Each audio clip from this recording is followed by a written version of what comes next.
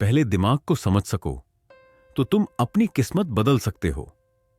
दोस्तों, आज हम एक ऐसी कहानी सुनाने जा रहे हैं जो आपको सोचने पर मजबूर कर देगी। यह कहानी है एक ब्राह्मण की जिसने अपनी बुद्धिमत्ता और माइंड रीडिंग की शक्ति से असंभव को संभव कर दिखाया।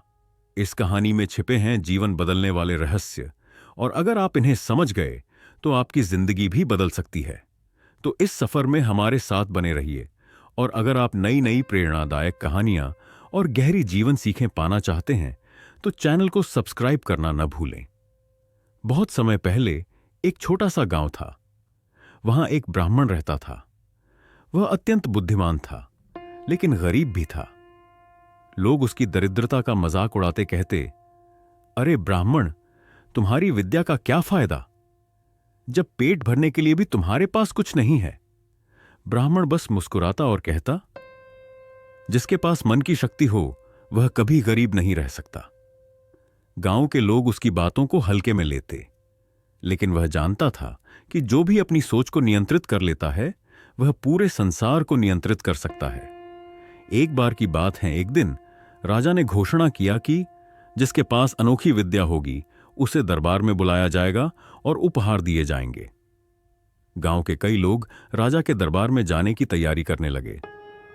कोई जादू दिखाने वाला था, कोई तलवारबाजी में निपुण था, तो कोई गणित में माहिर था। लेकिन ब्राह्मण सोच रहा था, क्या मुझे भी वहां जाना चाहिए? मेरे पास ऐसा क्या है जो सबको चौंका दे? फिर उसने अपने ही मन को पढ़ा और खुद से पूछा, क्या मैं हार मान लूं? नहीं, मैं जाऊंगा। मैं राजा को दिखाऊंगा कि सबसे बड़ी ताकत क्या होती है। अगले दिन ब्राह्मण दरबार पहुंचा। राजा का दरबार भव्य था।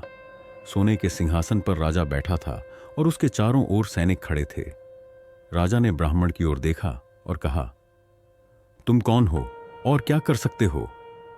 ब्राह्मण ने विनम्रता से जवाब दिया, राजन, मैं लोगों के मन को पढ़ सकता हूं। राजा और दरबारियों के बीच हलचल हो गई। कुछ लोग हंसने लगे। राजा मुस्कुराया और बोला, अगर तुम सच में लोगों का मन पढ़ सकते हो तो बताओ मैं क्या सोच रहा हूं। ब्राह्मण ने राजा की आंखों में देखा, कुछ देर तक चुप रहा, फिर हल्के से मुस्कुराया। फिर उसने धीरे धीरे कहा, राजन, आप सोच रहे हैं कि यह गरीब ब्राह्मण आपको धोखा देने आया है। आपको यकीन नहीं हो रहा कि कोई व्यक्ति बिना जादू टोना किए मन को पढ़ सकता है। लेकिन मैं आपको कुछ ऐसा बताऊंगा जो आपको चौंका देगा। राजा अचानक सीधा बैठ गया। ठीक है, बताओ। अगर तुमने सच में मेरा मन पढ़ लिया तो मैं तुम्हें भरपूर इनाम दूंगा।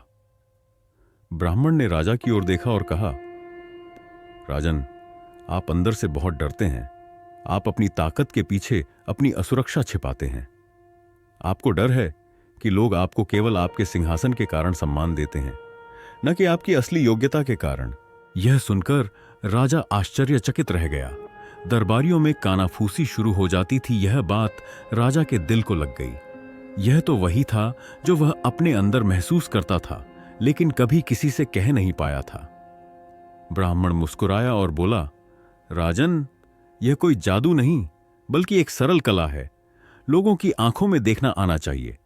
उनकी आवाज के पीछे छिपे डर, उनके हाव भाव के पीछे छिपे विचार, सब कुछ दिखने लगता है। राजा की उत्सुकता और बढ़ गई।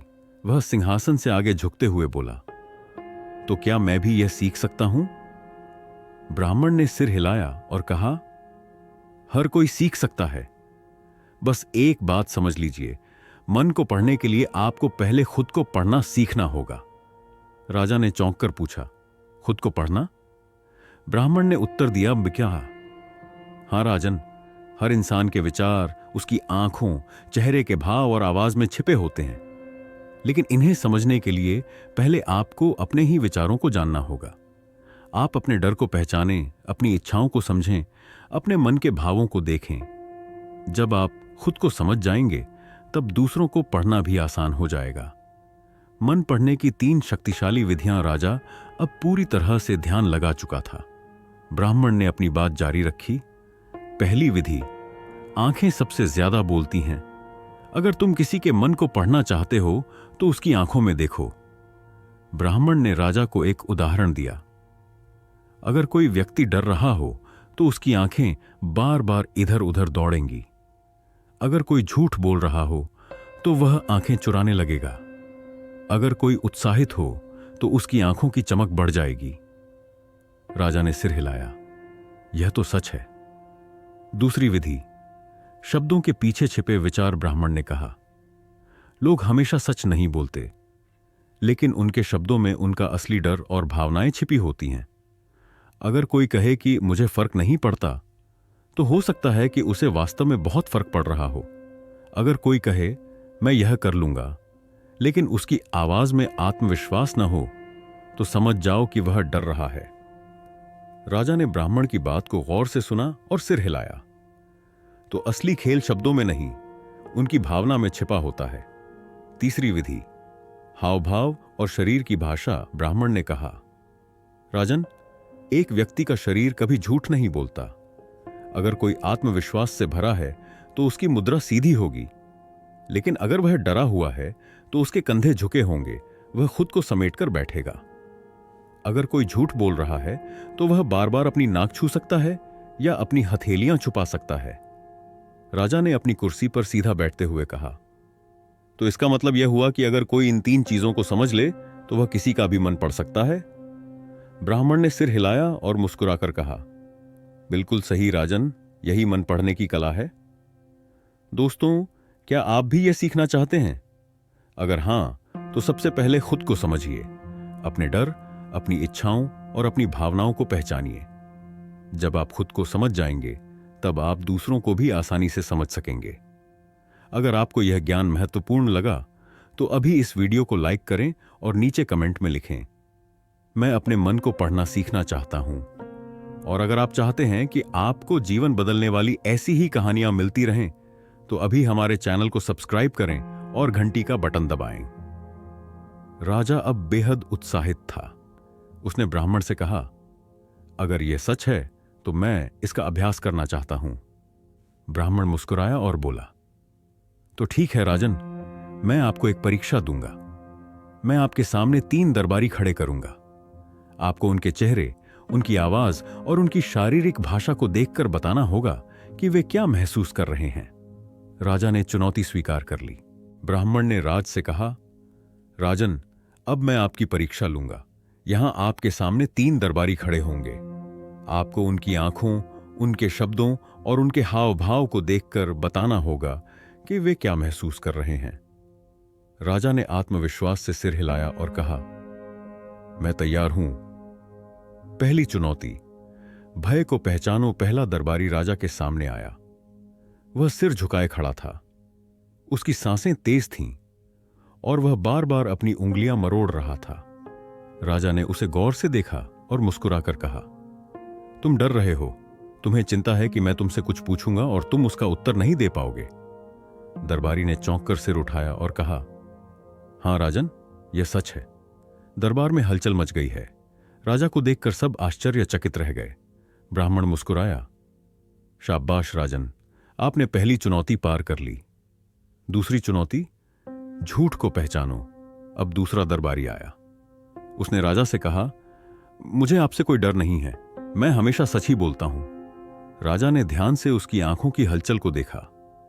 वह कुछ पलों तक चुप रहा। फिर उसने कहा, तुम झूठ बोल रहे हो। तुम्हारे शब्द कुछ कह रहे हैं, लेकिन तुम्हारी आंखें और तुम्हारी आवाज कुछ और कह रही हैं। तुम्हारी आंखें बार बार इधर उधर देख रही हैं और तुम्हारी आवाज में हिचकिचाहट है। दरबारी हक्का बक्का रह गया और सिर झुका लिया। आप सही कह रहे हैं राजन, मैं सच में झूठ बोल रहा था। ब्राह्मण ने सिर हिलाया और कहा, राजन, आपने दूसरी परीक्षा भी सफलतापूर्वक पार कर ली। तीसरी चुनौती, छिपे हुए इरादों को पहचानो। अब तीसरा दरबारी आया। वह शांत मुद्रा में खड़ा था, आत्मविश्वास से भरा हुआ। उसने कहा, मुझे आपसे कोई समस्या नहीं है राजन, मैं आपकी सेवा में पूरी निष्ठा से लगा हूं। राजा ने उसकी आंखों में देखा, फिर उसकी मुद्रा को देखा। कुछ पल बाद वह मुस्कुराया और बोला, तुम्हारे शब्दों में निष्ठा है, लेकिन तुम्हारी मुद्रा में अहंकार छिपा है। तुम्हारे हाथ मुट्ठी में बंद हैं, जिससे पता चलता है कि तुम किसी बात को लेकर गुस्से में हो। तुम्हारे होंठ हल्के से दबे हुए हैं। जिससे पता चलता है कि तुम कुछ छिपा रहे हो। दरबारी का चेहरे का रंग उड़ गया। दरबारी ने घबराकर सिर झुका लिया और कहा, राजन, आप सच कह रहे हैं। मैं गुस्से में था क्योंकि मुझे लगा कि मुझे वह सम्मान नहीं मिलता जो मुझे मिलना चाहिए।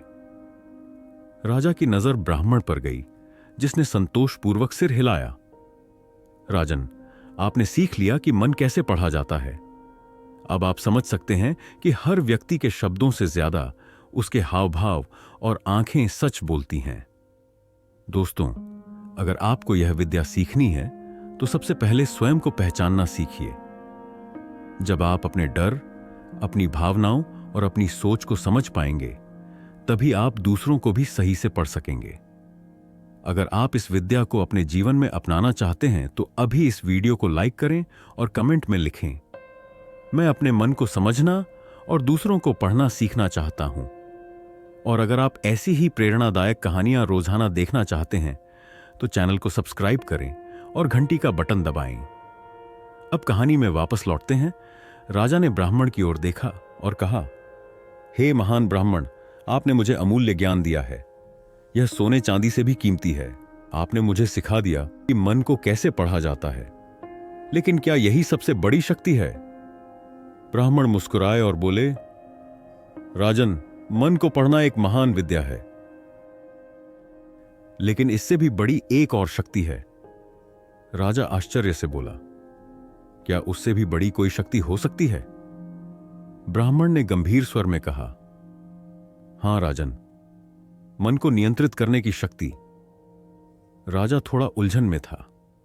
उसने पूछा, क्या आप कहना चाहते हैं कि जो अपने मन को नियंत्रित कर ले वही सबसे शक्तिशाली होता है? ब्राह्मण ने सिर हिलाया। बिल्कुल। अगर कोई अपने ही मन को नियंत्रित नहीं कर सकता तो वह दूसरों के मन को कैसे समझेगा? और जो अपने मन को सही दिशा में ले जाए वही असली सफलता प्राप्त कर सकता है। राजा सोच में पड़ गया। मन को नियंत्रित करने की 3 विधियां ब्राह्मण ने राजा को 3 महत्वपूर्ण विधियां बताईं, जो किसी भी व्यक्ति को अपने मन का स्वामी बना सकती थीं। पहली विधि, विचारों की स्वच्छता। जैसे एक साफ झील में सब कुछ स्पष्ट दिखता है, वैसे ही एक साफ मन आपको सही निर्णय लेने में मदद करता है। ब्राह्मण ने कहा, राजन, अगर आप अपने मन को कचरे से भर देंगे, चिंता, क्रोध, ईर्ष्या, डर, तो आप कभी भी सही निर्णय नहीं ले पाएंगे। लेकिन अगर आप अपने मन को अच्छे विचारों से भरेंगे, धैर्य, समर्पण, आत्मविश्वास, तो आप एक सशक्त राजा बनेंगे। राजा ने सिर हिलाया। तो सफलता का पहला नियम है अपने विचारों को स्वच्छ रखना। दूसरी विधि, एकाग्रता की शक्ति। जिसकी एकाग्रता मजबूत होती है वह असंभव को भी संभव बना सकता है। ब्राह्मण ने कहा, राजन, अगर आप हर रोज अपने दिमाग में हजारों विचारों को भटकने देंगे तो आप कभी भी किसी लक्ष्य तक नहीं पहुंच सकते। लेकिन अगर आप अपने मन को एक ही दिशा में केंद्रित कर देंगे तो कोई भी आपको रोक नहीं सकता। राजा ने पूछा, तो हमें क्या करना चाहिए? ब्राह्मण बोले, हर रोज ध्यान करें, अपने मन को शांत रखें और अपने सबसे महत्वपूर्ण लक्ष्य पर फोकस करें। तीसरी विधि, इच्छा शक्ति की ताकत। जो खुद को बदल सकता है वही दुनिया को बदल सकता है। ब्राह्मण ने कहा, राजन, जब भी आप कोई बड़ा निर्णय लेंगे तो आपका मन आपको रोकेगा, आपको डराएगा। लेकिन अगर आपकी इच्छा शक्ति मजबूत है तो आप किसी भी कठिनाई को पार कर सकते हैं। राजा ने गहरी सांस ली और कहा, अब मैं समझ गया ब्राह्मण देव, मन पढ़ने से भी ज्यादा महत्वपूर्ण है अपने मन को नियंत्रित करना। ब्राह्मण मुस्कुराए और बोले, राजन, जिसने अपने मन पर विजय पा ली उसने पूरी दुनिया पर विजय पा ली। दोस्तों, अगर आप इस विद्या को अपनाना चाहते हैं तो अभी इस वीडियो को लाइक करें और कमेंट में लिखें, मैं अपने मन का स्वामी बनूंगा। राजा ने ब्राह्मण की बातों को मन में बसा लिया। अब वह सिर्फ दूसरों का मन पढ़ने वाला नहीं बल्कि अपने मन का स्वामी भी बन चुका था। कुछ महीनों बाद जब युद्ध का समय आया तो राजा ने अपने मन को शांत रखा, अपनी एकाग्रता को मजबूत किया और अपनी इच्छा शक्ति को बढ़ाया। नतीजा यह हुआ कि वह युद्ध जीत गया और अपने राज्य को समृद्ध बना दिया। ब्राह्मण ने यह देखकर मुस्कुराया और कहा, अब तुम सिर्फ एक राजा नहीं बल्कि एक महान शासक बन चुके हो। राजा ने श्रद्धा से ब्राह्मण को प्रणाम किया। इस पूरी कहानी में कई गहरे जीवन सीखने वाले सबक छिपे हैं, जो कि निम्नलिखित हैं। पहला, मन को पढ़ने की कला, माइंड रीडिंग। ब्राह्मण राजा को सिखाता है कि किसी व्यक्ति के विचारों और भावनाओं को कैसे समझा जाए। इसमें 3 मुख्य विधियां शामिल हैं। आंखों को पढ़ना, किसी के मन की स्थिति को उसकी आंखों से समझा जा सकता है। डर, आत्मविश्वास, झूठ, खुशी, सब कुछ आंखों से प्रकट होता है। शब्दों के पीछे छिपे विचार, लोग जो कहते हैं उसमें छिपे असली भाव को समझना जरूरी है। कभी कभी जो कहा जाता है उसका मतलब कुछ और होता है। शारीरिक भाषा और हाव भाव, किसी की मुद्रा, हाव भाव और शरीर की हलचल से उसके असली इरादे का पता लगाया जा सकता है। अगर आप लोगों की आंखों, शब्दों और हाव भाव को समझना सीख लें तो आप उनके मन की स्थिति को जान सकते हैं। यह विद्या आपको किसी के वास्तविक इरादों को समझने और बेहतर निर्णय लेने में मदद कर सकती है। दूसरा, मन को नियंत्रित करने की शक्ति, माइंड कंट्रोल। ब्राह्मण राजा को सिखाता है कि मन को नियंत्रित करना और सही दिशा में ले जाना सबसे बड़ी शक्ति है। यह 3 विधियों से संभव है। विचारों की स्वच्छता, क्लैरिटी ऑफ थॉट्स, दिमाग में नकारात्मकता और डर को निकालकर अच्छे विचारों को स्थान देना जरूरी है। एकाग्रता की शक्ति, पावर ऑफ फोकस। किसी भी लक्ष्य को पाने के लिए मन को भटकने से रोकना जरूरी है। ध्यान और अनुशासन से एकाग्रता बढ़ाई जा सकती है। इच्छा शक्ति की ताकत, विल पावर। जो व्यक्ति खुद को बदल सकता है वही दुनिया को बदल सकता है। इच्छा शक्ति मजबूत होने से हर कठिनाई पार की जा सकती है। मन को नियंत्रित करने वाला व्यक्ति ही असली विजेता होता है। इच्छा शक्ति, एकाग्रता और सकारात्मक सोच से असंभव को भी संभव बनाया जा सकता है। तीसरा, नेतृत्व और सफलता, लीडरशिप एंड सक्सेस। राजा ने जब ब्राह्मण की सीखों को अपनाया तो वह न केवल एक अच्छा शासक बना बल्कि युद्ध में भी विजयी हुआ। उसने खुद को और अपने राज्य को बेहतर बनाया। अगर कोई व्यक्ति अपने विचारों को साफ रखे, एकाग्रता बढ़ाए और इच्छा शक्ति मजबूत करे तो वह किसी भी क्षेत्र में सफल हो सकता है। नेतृत्व करने के लिए दूसरों को समझना जरूरी है, लेकिन खुद को समझना और नियंत्रित करना सबसे महत्वपूर्ण है। यह कहानी हमें सिखाती है कि दूसरों के विचारों को समझने की शक्ति, माइंड रीडिंग, हमें सतर्क और समझदार बनाती है। अपने मन को नियंत्रित करने की शक्ति, माइंड कंट्रोल, हमें आत्मनिर्भर और सफल बनाती है। एक महान शासक या नेता वही बन सकता है जो अपने और दूसरों के मन को सही से समझे और नियंत्रित करे। अगर हम इन सीखों को अपने जीवन में लागू करें तो हम भी अपने भाग्य को बदल सकते हैं। अगर आप अपने मन को समझ सकते हैं तो आप अपनी तकदीर बदल सकते हैं। दोस्तों, आज हमने जाना कि मन को पढ़ना और उसे नियंत्रित करना हमारी सबसे बड़ी शक्ति हो सकती है। यह सिर्फ एक कहानी नहीं थी, बल्कि जीवन बदलने वाला एक रहस्य था।